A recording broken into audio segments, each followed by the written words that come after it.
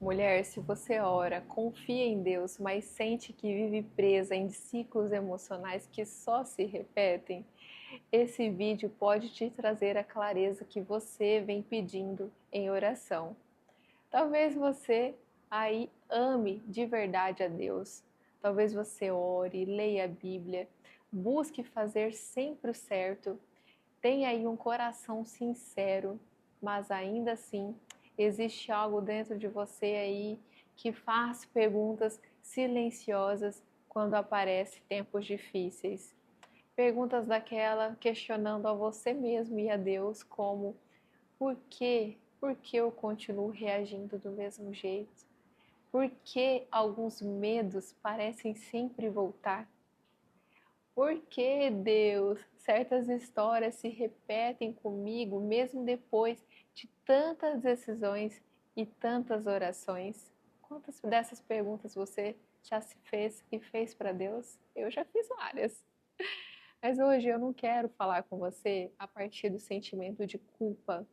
Eu quero falar com você a partir de consciência, de maturidade e cura. Porque a Bíblia nunca foi escrita, mulheres, para nos envergonhar. Ela foi escrita para nos revelar. Ah, ela revela muitas coisas. Gênesis 26 é um desses capítulos que a gente, quando lê com profundidade, deixa de ser apenas uma história antiga e passa a ser um espelho da nossa vida hoje, emocional, espiritual e relacional. Gênesis 26 começa em um tempo de fome. E sempre que a Bíblia ela fala de fome, ela não está falando apenas da falta de alimento em si. Ela está falando de pressão, de escassez, de ambiente emocional difícil, de momentos em que a fé ela é testada não no discurso, mas sim na prática. Isaac, ele estava vivendo exatamente isso. Ele era filho da promessa, herdeiro de Abraão, alguém que cresceu ali ouvindo as histórias sobre Deus, sobre milagres, sobre alianças e provisão. Mas depois ele teve que, pela primeira vez, ter testada não a fé do pai dele, e sim a dele. Diante da fome ali, Isaac, ele pensou em ir ao Egito. E isso faz todo sentido humano. Por quê? Porque o Egito na época representava ali recurso para eles, representava segurança, previsibilidade, representava aquilo que funcionava no passado. Mas depois apareceu alguém, quem será? Apareceu Deus, gente, que muda tudo. E disse a ele: Não desças ao Egito, habita na terra que eu te disser. E daqui nós temos um ensinamento, uma revelação que é muito profunda para nós mulheres. O que foi permitido para uma geração não necessariamente é o caminho da próxima geração. A fé, ela não se vive por herança. As promessas, sim, podem ser herdadas, mas a obediência, ela precisa ser pessoal. Então, quantas mulheres hoje vivem aí presas a decisões, comportamentos e reações que não nasceram nelas, são de outras gerações, mas que por elas foram aprendidas. Eu sei que muitas de vocês vivem assim. São muitas mulheres, inclusive eu já vivi assim. Temos aqui como exemplificar as formas de lidar com o medo, as formas de lidar com o conflito, com a rejeição, com o sentimento de escassez que a grande maioria tem, o confronto. Tudo isso muitas vezes nos é herdado emocionalmente dos avós, dos nossos próprios pais. E isso é bíblico, está na Bíblia, gente. Vamos aqui para a história de Isaac. Isaac permaneceu na terra, Deus reafirmou a promessa feita a Abraão, Deus deixou claro que a aliança continuava válida, mas logo em seguida algo muito humano acontece, que acontece? Isaac sentiu medo e, movido pelo medo, ele repetiu exatamente o mesmo erro do seu pai, um erro geracional, um medo geracional. Ele mente sobre Rebeca, dizendo que ela é sua irmã. Ele fez a mesma coisa de seu pai. E aqui eu preciso que você entenda algo que é muito libertador. O problema principal não é a mentira. O problema principal é o medo que não foi tratado. O problema principal é um medo não tratado. Então a Bíblia está nos mostrando que fé herdada não impede falhas pessoais. Quando emoções não são curadas, amadurecidas, Isaac ama Deus, mas seu sistema emocional ainda reagia no automático diante da ameaça. E isso conversa profundamente com a neurociência e com a inteligência emocional. Porque, gente, quando o cérebro ele percebe um perigo, ele não busca a decisão mais correta. Ele busca a decisão que é mais conhecida por seu cérebro. O medo, ele estreita as opções, o corpo entra em alerta e aí a pessoa volta para o comportamento que um dia pareceu garantir sobrevivência. Isaac não quis errar. Ele apenas reagiu. E talvez você também não queira repetir certos padrões geracionais. Mas quando vem aquela pressão, quando o medo ele é ativado, quando o gatilho aparece, algo em você assume o controle antes mesmo da consciência.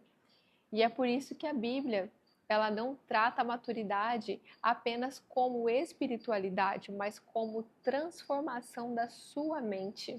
Nós temos uma passagem bíblica, Romanos 12:2, que diz: transformai-vos pela renovação da vossa mente.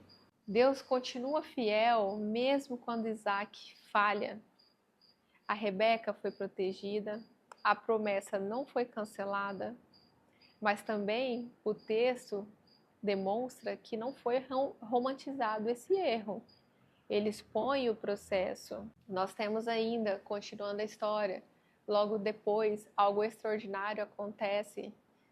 Isaac, ele plantou em tempo de fome e ele colheu 100 vezes mais. E isso nos mostra que a bênção de Deus, ela não depende de um ambiente perfeito, e sim da nossa obediência. A prosperidade de Isaac, ela começa, no entanto, a gerar muita inveja. Ela começou a gerar contenda, oposição. E aqui nós entramos no coração de Gênesis, a briga dos poços. Os poços na Bíblia, elas representam fontes de provisão, representam identidade, lugar emocional, segurança interior. Mas, diante da contenda, Isaac fez algo que vai contra o nosso impulso natural. Ao menos é da grande maioria. O Isaac não briga, não disputa, ele simplesmente cava outro poço. E quando aquele outro poço também gera conflito, ele cava outro, até que chega a um lugar onde finalmente não há mais contenda. E ele diz: agora sim, agora o Senhor nos deu o lugar e nós prosperaremos. Então, veja aqui, mulher, aqui nós temos uma linda lição de maturidade emocional e espiritual que é muito profunda. O que nós podemos aprender com isso?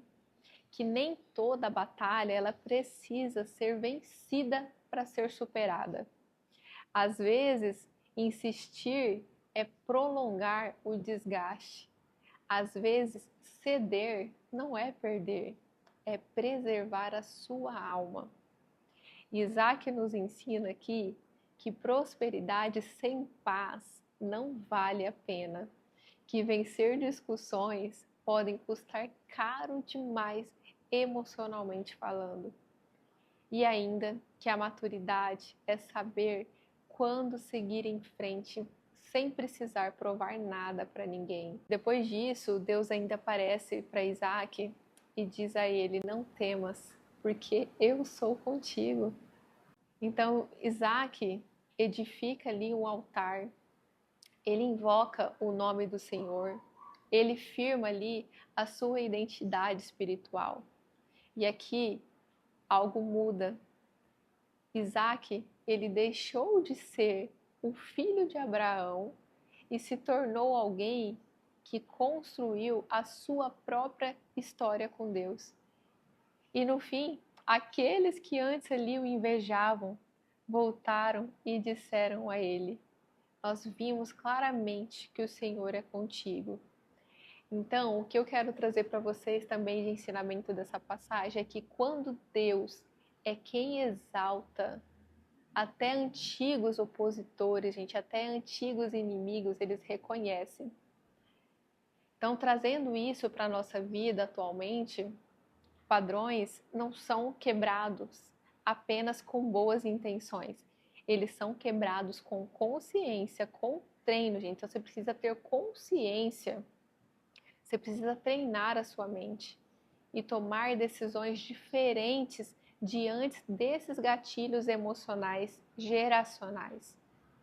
Então, a Bíblia nos convida a examinar, a nomear, a confessar e substituir tudo isso. Não a fingir que nós não sentimos, não a espiritualizar o que precisa ser amadurecido. Então, talvez o seu padrão aí não seja mentira, mas talvez o seu padrão seja controle, seja silêncio, seja agradar demais os outros, talvez seja fugir de conversas difíceis. Então, o comportamento visível, ele muda quando a sua raiz ela é tratada. E a raiz quase sempre é emocional, ligada a esse medo, a essa insegurança, a essa vergonha, a essa necessidade de controle. Então, mulher, Deus não espera que você se cure sozinha, Ele não quer isso. Mas Ele também não força de você uma maturidade. Ele apenas caminha com quem decide crescer. Então, talvez você aí seja a primeira mulher da sua família a perceber isso. A primeira a escolher responder diferente. A primeira a cavar novos poços em vez de brigar pelos poços antigos. E isso não é uma fraqueza sua, isso é cura geracional. Você, mulher, não está atrasada, você está despertando e isso é maravilhoso, isso é bênção. Porque quando uma mulher desperta, uma história inteira começa a mudar. Então, o que eu tenho para falar para você hoje, que você saia desse vídeo em paz, fortalecida e consciente de quem você é em Deus, porque Ele é contigo.